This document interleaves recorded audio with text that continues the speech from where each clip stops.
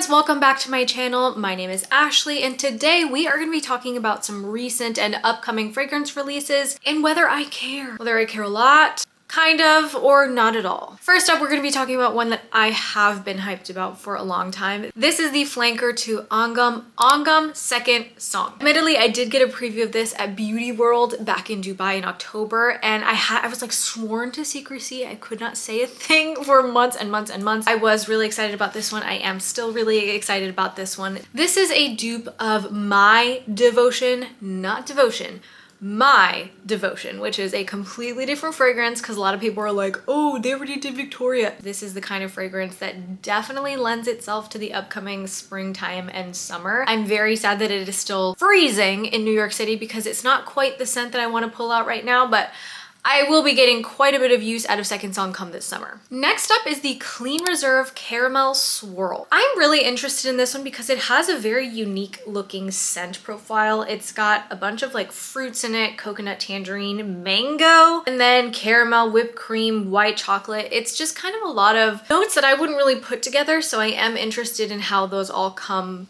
together. I haven't smelled it yet. I do want to head over to Sephora and get a sniff of it, but it's again been like absolutely freezing in the city, so I have not been willing to brave the harsh Arctic conditions of the outside just to go smell a perfume. So I am interested in this one, at least to get a sniff of it. I'd have to decide whether it's something that I really want for my collection, because as of right now I'm a little iffy on it, but it is something that I want to smell. Next up, Libre Berry Crush. Side note, I say Libre because honestly, who has time? Libre. Who has time for all that, okay? Libre, that's what I'm gonna say. So the thing about it is, I don't care about this at all. I'm so sorry. I love the original Libre. I love Libre Intense. Yeah, those will be in my collection for a long time, but this, like raspberry, mandarin, orange blossom, lavender, bourbon, vanilla, musk, and coconut. I don't know, that is just like the blandest looking note setup that I have ever seen. And do we really need another flanker in this line? No, we don't. I think YSL can definitely just like put it down, put it to rest, but I know that they won't. This is, I'm not interested. If you've smelled it and you really like it, like please let me know. I can always be convinced to change my mind, but in this case,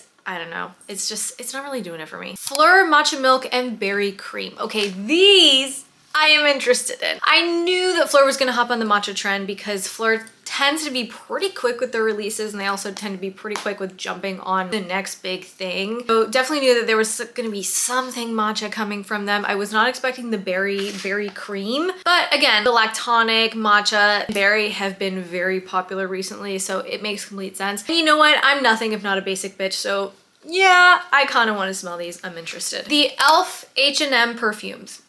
Couldn't care less. Nothing about them appeals to me. Next, Valentino Donna Born Aroma Purple Melancholia. That is a really long name. I'm kind of interested in this in the sense that I know it's probably gonna smell perfectly fine, as I feel like the entire Donna Born Aroma line smells perfectly fine. Some of them smell better than others. Some of them I'm like, yeah, you know, like that's a good perfume objectively. In this case, I am a fan of plum and fragrances like Britney Spears Midnight Fantasy. That is my perfume. Plum, osmanthus, and vanilla. And there's nothing wrong with simple fragrances. Let me say that. There's nothing wrong with simple, well-executed fragrances. But I feel like with designer scents, simplicity is often to its detriment. Niche brands often do simplicity very well because they're often trying to like do something a little funky, a little artistic with it. Indie brands also often do simplicity very well. Designer brands often go to simplicity, in my opinion, as like a money saving, cost saving maneuver. Honestly, I think I have this one coming in the mail, so I think I'll try it anyway just because it's gonna be sent to me in PR, but it's not one that I'm like chomping at the bit. Chomping. I remember reading once that it's actually champing at the bit, but I prefer chomping at the bit because I think that imagery is just so much better.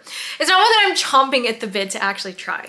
Lastly, My Way Sunny Vanilla. Okay, so if there's one thing you need to know about me, which is funny because I feel like I don't really talk about it as much now in my content, but actually one of my favorite fragrances of all time is My Way Intense. I know. I don't know why that fragrance just like, it was one of the first real fragrances that I bought when I started collecting in a very serious way. And that bubblegummy tuberose, it just does it for me every time. And I collect the entire My Way collection. As superfluous as the flankers may be, and as you might think that they are, I love them. So I am always excited when I see a new My Way flaker come out because I know I'm gonna buy it. Like, even if I just get a travel size, that's fine with me. I just really love having them in my collection. So I am very excited for that. There's 1,000,001 new releases and I cannot keep up with all of them. So if there's one that you are excited about, let me know. Also, if there's one that you're not excited about, that you're like, why is this even being released? I want to know. Let me know in the comments.